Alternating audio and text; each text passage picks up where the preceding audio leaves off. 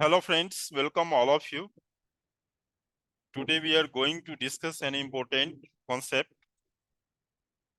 and it is public interest litigation PIL. जनहित याचिका के नाम से ये जाने जाते हैं.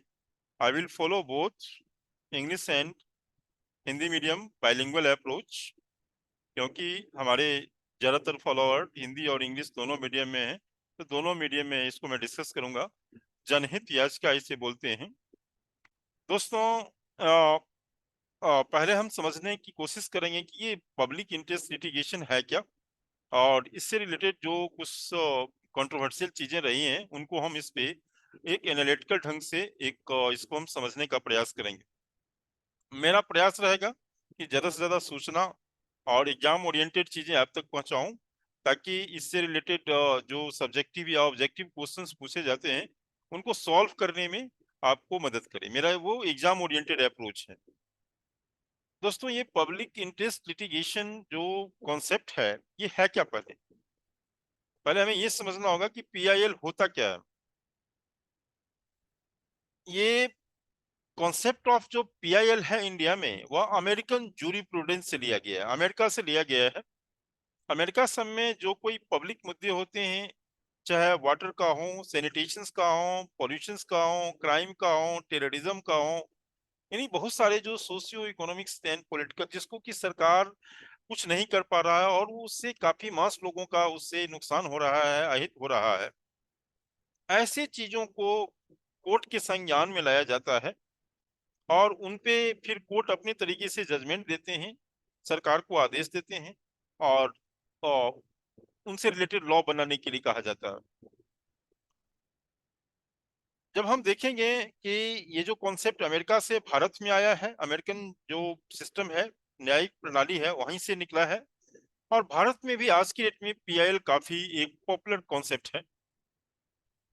आज से लगभग 40 वर्ष पहले 1979 में कपिला हिंगो रानी एक एडवोकेट थी, लॉयर थी. उन्होंने सबसे पहले 40,000 जो अंडर ट्रायल कैदी थे पटना जेल में, जिनकी बहुत ज्यादा दयनीय स्थिति थी, अमानवीय स्थिति थी, और उन अंडर ट्रायल को रिलीज करने के लिए उन्होंने पब्लिक इंटरेस्ट लिटिगेशन का प्रयास किया. नहीं, कपिला हिंगो रानी filed a petition and secured the release of almost 40,000 under trials. इसमें जो फेमस केस हुआ था हुसैन खातून केस हुआ था. हिंगो रानी लॉयर थे और हुसैन खातून जो थे उन्हीं के केस को रिप्रेजेंट कर रहे थे. और फिर बाद में ये केस चला जाता है पीएन भगवती यानी सुप्रीम कोर्ट के पास, चीफ जस्टिस थे. और वहां पर में क्या होता है कि उनको आदेश पॉजिटिव मिल जाता है कोर्ट से, और उस पे पीएन भगवती का कहना भी था कि ऐसे मामले को और आप आगे भी लाते रहिए. और देखा जाए तो जस्टिस पीएन भगवती और वीआर कृष्णा अय्यर, ये दो जो रहे हैं जस्टिस भारत में सुप्रीम कोर्ट के, वह पीआईएल के फादर माने जाते हैं. पीआईएल पब्लिक इंटरेस्ट लिटिगेशंस के जनक हैं, उनके कर्ता धर्ता है. तो इस तरह से जस्टिस पीएन भगवती जब भारत के चीफ जस्टिस थे तो उसी समय से यह काफी पॉपुलर होता चला गया. और उसके बाद फिर जो भारत के जो जस्टिस वीआर कृष्णा अय्यर, इन्होंने इस चीजों को काफी आगे बढ़ाया और इनको एक सही माना कि जो जनहित से संबंधित जो मामले हैं और वह जब उनके संज्ञान में लाया जाता है तो ऐसे मामले पर कोर्ट जरूर कंसीडर करता है, और फिर उस अकॉर्डिंग सरकार या ब्यूरोक्रेटिक जो सिस्टम है उनको वो कई तरह से सलाह या अधिक उनको आदेश जारी करते हैं. अब देखिए दोस्तों, इसका सिग्निफिकेंट क्या है. The original purpose of PIL has been to make justice accessible to poor and marginalised section. अभी आप एलजीबीटी का मामला हो, बेगर्स का मामला हो, जुवेनाइल का मामला हो, चाइल्ड लेबर का मामला हो, या फिर ऐसे बॉन्डेड लेबर का मामला हो, ऐसे मामले में पीआईएल के माध्यम से बहुत सारे ऐसे वल्नरेबल कम्युनिटीज के लोग, प्रोस्टिट्यूट का मामला हो भारत में, ऐसे लोगों के लिए पीआईएल एक बहुत बड़ा एक रास्ता एक ओपन करता है, न्यू वेज बताते हैं। आपको मालूम है कि भारत में जो अभी एलजीबीटी कम्युनिटी को, ट्रांसजेंडर को जो राइट मिला है, नाज फाउंडेशन एक लंबे समय तक का उसके लिए केस लड़ा है, और ट्रांसजेंडर को अब भारत में थर्ड जेंडर की राइट मिल चुका है। तो पहला है क्या कि ये एक ऐसे कम्युनिटीज और लोगों को जो समाज में कहीं ना कहीं मार्जिनलाइज या मतलब अलाभान्वित, डिसएडवांटेज रहे हैं, उनको उनका हक दिलाने के लिए किया जाता है। It is an important tool to make human rights. मानवाधिकार का कहीं हनन हो रहा है, तो ऐसे में पीआईएल बनते हैं लोग, एडवोकेट पीआईएल दर्ज करते हैं, और फिर ऐसे चीजों को चेक किया जाता है। It democratise the access of justice to. और इसमें ऐसा नहीं है कि जैसे सभी के लिए न्याय प्रणाली एक समान होना चाहिए। तो ऐसे में पीआईएल के माध्यम से ऐसे कोई भी लोग, वर्ग या ऐसे समुदाय नहीं बचेंगे जिनको जस्टिस नहीं मिलती। आज एलजीबीटी कम्युनिटीज का मामला है, ट्रांसजेंडर्स का मामला है, बहुत सारे ऐसे और मामले हैं हमारे यहाँ, एनवायरमेंटल और चीजें इशू हैं जहाँ ये सारी चीज चल रहा है। It helps in judiciary monitoring state institutions like prison, asylums और प्रोटेक्टेड होम्स। पीआईएल के माध्यम से कोई यदि किसी राज्य के अंदर में, किसी जेल में, या कहीं ऐसे प्रोटेक्टिव होम में, किसी प्रिजन में, या कहीं कोई वृद्धाश्रम में, कहीं महिलाओं का शोषण हो रहा है, कहीं कैदियों का शोषण हो रहा है, तो उस पे पब्लिक इंटरेस्ट के लिटिगेशंस के माध्यम से सरकार या केंद्र सरकार, जुडिशियल सिस्टम संज्ञान में लेती है, इंक्वायरी करवाती है, और चीजों को, जो एक जनता का जो राइट है उनको इंश्योर करता है, फंडामेंटल राइट्स को इंश्योर करता है। नहीं, it is an important tool in judicial review. और सरकार का जो जुडिशियल रिव्यू है, सिस्टम है हमारे यहाँ, सुप्रीम कोर्ट करते हैं, तो सुप्रीम कोर्ट के पास यह रिव्यू का पावर है कि यदि क्या कोई ऐसी चीजें कहीं स्टेट में या सेंटर के द्वारा या कहीं एजेंसीज के द्वारा चल रहे हैं जहाँ की लोगों का जो फंडामेंटल राइट है और जो चीजें हैं उनका ये वो वायलेशन हो रहा है, इनका मूल्यांकन करते हैं। अब दोस्तों, पीआईएल एक बहुत अच्छी चीज है, और इसको और अच्छे करने के लिए हमें कुछ सजेस्टिव मेजर्स भी समझने होंगे कि वे forward with public interest litigations क्या हो सकता है। The court should not allow a process to be abused by politician. कई बार होता है कि पीआईएल का मिसयूज होता है पॉलिटिशियन के द्वारा, बिजनेसमैन के द्वारा, या कोई ऐसे लोग जो अपना एक पर्सनल हित उनका होता है। कोई ऐसी एजेंसी हो सकते हैं, कोई ऐसी कंपनी हो सकती है, तो इन चीजों से थोड़ा सा उनको ध्यान रखना है। PIL activist should be responsible and accountable. अब आजकल बहुत सारे लोग ऐसे हैं जो मतलब अपने पर्सनल हित के लिए पीआईएल का सहारा लेते हैं, कोर्ट पहुंच जाते हैं, और कोर्ट में ढेर सारे पीआईएल हो जाते हैं। कोर्ट के ऊपर में एक बहुत बड़ा मतलब बर्डन हो जाता है, इशू हो जाते हैं। जो पब्लिक इंटरेस्ट का मामला नहीं भी रहा, और किसी कंपनी को या एनजीओ को या ऐसे किसी पर पॉलिटिकल पार्टी को लगा, तो वो पीआईएल का वो फाइल कर देते हैं। तो ये चीज गलत है। जो जेन्युइन मामले हैं, ड्यू मामले हैं, और इन चीजों को कंसीडर करना, इन चीजों को एड्रेस किया जाए। और ऐसे नहीं हो कि कोई धड़ल्ले से कुछ किसी को एक पब्लिक इंटरेस्ट का मुद्दा बना के, और वो व्यक्तिगत उनका अपना मामला है और पब्लिक इंटरेस्ट का मुद्दा बना दे। The court must be careful to see that petitioner must be acting bona fide and not for personal gain. Court इस चीज का मूल्यांकन करता है कि कोई कंपनी, कोई एजेंसी, कोई सरकार या पार्टी पीआईएल से कोई पर्सनल बेनिफिट या लाभ तो नहीं ले रहे। वह जनहित का मामला वास्तव में है। ये कोर्स, ये आपको आर्टिकल 32 के तहत सुप्रीम कोर्ट और 226 के तहत ये हाई कोर्ट इन चीजों को कंसीडर करते हैं। Since it is an extraordinary remedy available to cheaper cost of all citizens in the country, it should not be used by the litigants as a substitute for ordinary ones. मतलब एक तरह से देखा जाए तो PIL की genuinity, originality, ये सब चीजें बहुत महत्वपूर्ण है। आप जैसे देखेंगे हमारे यहाँ ऐसी चीज होते रहते हैं करंट में। बहुत सारे पब्लिक इंटरेस्ट लिटिगेशंस हमारे सामने आए हैं। पीएम केयर्स फंड को लेकर के कई सारे जो अपोनेंट्स अपोजिशंस वाले हैं जो उनपे पीआईएल दर्ज कर दिए हैं। Public interest litigation has been filed in Supreme Court in India seeking government of India to make arrangement in order to bring Indian migrants standard in gulf countries. जो gulf countries में जो हमारे migrants हैं और gulf में जो युद्ध की स्थिति है उनको लाना पीआईएल के सरकार की जिम्मेवारी बनती है। सरकार ला रहे हैं विदेशों में, जब आज फिलिस्तीन में, इसराइल में और सब यूक्रेन में, रसा में, तो ऐसे में भारत पीआईएल और ऐसे चीजों के माध्यम से सरकार पर दबाव बनाया जाता है कि भारत के नागरिक जो वहां फंसे हुए हैं उनको लाइए, और सरकार की मजबूरी बनता है वो लाते हैं।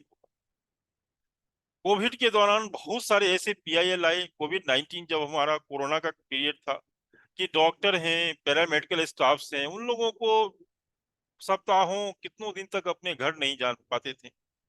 तो क्या ऐसे डॉक्टर या पैरामेडिकल स्टाफ जिनको 24 घंटे ड्यूटी करना पड़ना, उनको क्या कहते हैं कई सप्ताह हो जाते थे अपने बच्चे फैमिली से मिलना, तो क्या ये भी एक पब्लिक इंटरेस्ट, इस पे भी बहुत सारे पीआईएल हमारे यहाँ आए हैं। और ये सही है, लॉकडाउन के दौरान हमने ये सब देखा कि भाई ऐसे लोग जो अपने फैमिली से नहीं मिल रहे, नहीं जा पा रहे, मूव नहीं, पब्लिक इंटरेस्ट, सुप्रीम कोर्ट ने इन चीजों को संज्ञान में लिया, फिर गाइडलाइंस दी, सरकार उस पर गाइडलाइंस जारी किया। तो डेफिनेटली ये है कि मतलब कहीं ना कहीं से पीआईएल एक जनहित के यदि ड्यू मामले हैं तो इसको एक फंडामेंटल राइट या डेमोक्रेटिक राइट के रूप में, कॉन्स्टिट्यूशनल राइट के रूप में देखा जाता है, और उन मास या कुछ ग्रुप सेक्शन इनका एक ओवरऑल वेलफेयर देखा जाता है। पहला पॉइंट है, इसमें मिसयूज होता है, कई लोग, कई एजेंसियां पीआईएल का मिसयूज करते हैं। और कंप्यूटिंग राइट, कई बार ऐसा होता है कि उससे रिलेटेड बहुत सारे और राइट जो होते हैं वो सारी चीज सामने आ जाते हैं। प्रोक्रेस्टिनेशंस होते हैं, PIL matters concerning the exploitation and advantage group are pending for many. कई बार ऐसे होते हैं कि जो पीआईएल होते हैं एलजीबीटी से, महिला से, किसी और कम्युनिटी से, वह लंबे समय तक रहते हैं, उस पर कोई कंसीडर नहीं होता। साल दर साल बीतते चले जाते हैं, 10 साल 20 साल। अभी देख लीजिए एलजीबीटी का मामला है, एलजीबीटी का मामला में ट्रांसजेंडर को राइट मिल गया, लेकिन अब ये फिर होमोसेक्सुअलिटी और ये सब की इशू चल रहा है भारत में लंबे समय से। भाई चलो इसको मैरिज का अधिकार दो, विवाह का अधिकार दो, लेकिन मिल नहीं रहा है। तो इसको एक लंबे समय तक वो इन पे बहस चलती है। फिर जुडिशियल ओवररीच का मामला होता है। अब पब्लिक कौन सा पब्लिक इंटरेस्ट और ये मैटर है, ये सरकार डिसाइड करेगी। Judiciary in the process of solving socio economic. अब भारत में देखो जुडिशियल एक्टिविज्म और जुडिशियल ओवररीच ये सब चीजें बहुत ज्यादा बढ़ गई, क्योंकि वह जनहित के मामले में सुप्रीम कोर्ट डायरेक्ट संज्ञान में लेते हैं। अब लेजिस्लेटिव बॉडी को लगता है कि भाई ये तो मेरा मामला है, कोर्ट का काम है कानून का संरक्षण करना, कानून बनाना, सोशल इकोनॉमिक और जो क्या इशू है, मुद्दे हैं, उनको मैं अपना उन पे पॉलिसियां बनाऊंगा, तय करूंगा। तो कई बार इन सब चीजों को लेकर के सरकार के बीच और जो हमारा जो कानून व्यवस्था जुडिशियल सिस्टम है उसमें कई बार कॉन्फ्लिक्ट पैदा होता है। तो कई बार ऐसा भी अवसर आए हैं जो हमारा जुडिशियल सिस्टम है वह पीआईएल को एक पब्लिक इंटरेस्ट के रूप में बहुत प्रोग्रेसिव डिसीजन दिए हैं, और उनसे बहुत बड़ी समस्याओं का समाधान हुआ। तो यहाँ पर यदि जुडिशियल एक्टिविज्म की बात हो, न्यायिक सक्रियता या ओवररीच कहें, तो वो कहीं ना कहीं से जनहित में है और it can be justified. Former attorney general Soli Sorabji, उन्होंने कहा कि 3 basic rules to regulate the PIL, rejecting dubious PIL. वो एक ही चीज पे कई सारा पीआईएल आ गया, आपने भी डाला, ओने भी डाला, ओने भी डाला। तो ये जो बहुत सारे एक ही मुद्दे पे पचासों सैकड़ों पीआईएल आते हैं, तो इन सब चीजों को चेक किया जाए प्राइमरी लेवल पे ही, और कोई एक यदि मुद्दा है तो एक पीआईएल काफी है। In case where important project और socio economic regulations are challenged after gross delay, such petitions should be thrown out by threshold on the grounds of laches, just because of petitioner turned PIL। अब उनका कहना है कि भाई कोई project है, कोई इंपोर्टेंट चीजें हैं, और उनमें यदि कोई पीआईएल दर्ज करता है तो ऐसे में इन चीजों को, जैसे नैनो प्रोजेक्ट, अब नैनो कंपनी बंगाल में लगाया फिर उठा के ले गया, तो कहीं ना कहीं से ये सब पॉलिटिसाइज हो जाते हैं और चीजें ऐसी हो जाती हैं जिससे कई बार कंपनियों को और चीजों को नुकसान होती है। तो इन सब चीजों को भी देखा जाए इस नजरिए से। PIL petitioner should be in strict terms, such as providing indemnity or giving an adequate undertakings to the court to make good the damage if PIL ultimately is। अब मान लो किसी के अगेंस्ट में आपने पीआईएल लेके गए, अब वो पता चला कि आपने जो पीआईएल किसी कंपनी, किसी व्यक्ति या किसी चीजों को लेके गया और उससे बहुत बड़ा नुकसान हो गया, किसी कंपनी को हो गया, किसी चीजों को हो गया, किसी ब्रांड को हो गया, तो जो व्यक्ति पीआईएल दर्ज करता है उनकी भी जिम्मेवारी होनी चाहिए, उनकी जिम्मेवारी को सुनिश्चित किया जाए, ताकि रैंडम कोई पीआईएल लेकर के कोर्ट में ना चला जाए, ताकि एक डिग्निफाइड जो कंपनी है, एजेंसीज हैं या बहुत सारे ऐसी चीजें हैं, उनको बहुत बड़ा उनके ब्रांड का और चीजों का नुकसान हो।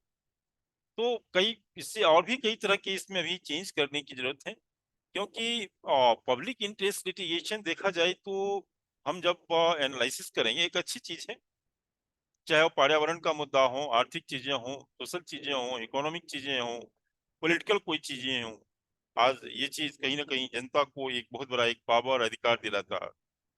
लेकिन दूसरी तरफ हमें इसमें एक चीज भी चेक करना है कि भाई इसको संतुलित कैसे किया जाए, कि पर्सनल फायदे के लिए, निजी हित के लिए, या कोई इकोनॉमिक या पॉलिटिकल कंपटीशन है लोगों में, तो उनके लिए, अपने अपोनेंट्स को कमजोर करने के लिए इन सब चीजों का सहारा लेते हैं।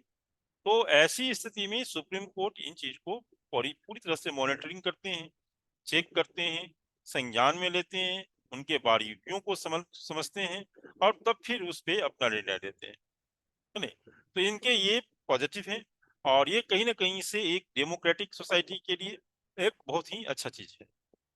पब्लिक इंटरेस्ट लिटिगेशन, इससे कई प्रकार के क्वेश्चंस आए हैं यूपीएससी के मेंस एग्जामिनेशंस में, एंड क्या कहते हैं, यूपीपीसीएस में, झारखंड जो जेपीएससी है, उसके जो पॉलिटी और एडमिनिस्ट्रेशन वाला जो पेपर है उसमें, और बीपीएससी में। तो इनको लेकर के एक आप ओपिनियन रखिए, इनको लेकर के नॉलेज रखिए, कंटेंट रखिए, और डेफिनेटली है कि जनहित याचिका पीआईएल आपकी कंपटीशन की तैयारी का एक पार्ट बनेगा, और आप अन्य सूचनाओं को भी इनसे रिलेट करके, इंटरकनेक्ट करके देखिए, और क्वेश्चंस लिखने में ताकि आपको कोई दिक्कत नहीं है। ठीक है दोस्तों, all the best, next time हम कुछ और कंटेंट लेके आते हैं।